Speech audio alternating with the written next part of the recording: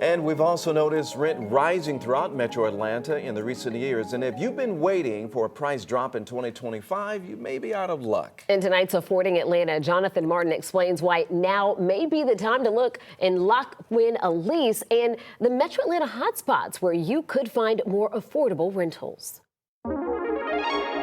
It's been a trend the past 5 years. The cost to rent rising in Metro Atlanta.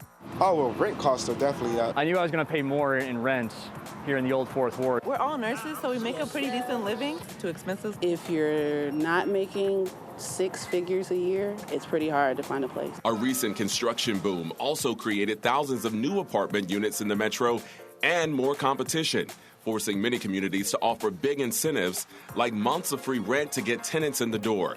But this year, those concessions may be harder to come by and rent could rise even higher.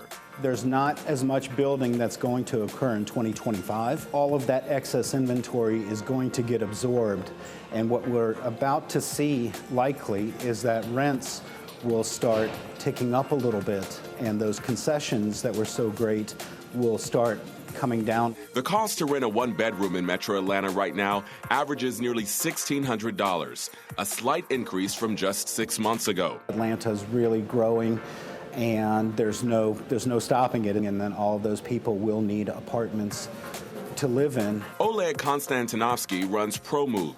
The company connects apartment communities with tenants. With Atlanta's population projected to continue increasing, he says long-term, higher demand for rentals will continue to contribute to higher prices. While renting a one-bedroom in Buckhead, for example, could easily run you $1,700, two of the hottest metro areas where you can find lower prices are in Sandy Springs, for example, where the median rent is right now just over $1,400, or in the Cumberland area near Smyrna, where it's about $1,350, which is down about $40 from this time a year ago. But overall, the expert we spoke to said, look, if you've been waiting for prices to drop, that likely won't happen this year, so take advantage of incentives while they last. I'm Jonathan Martin, 11 Alive News.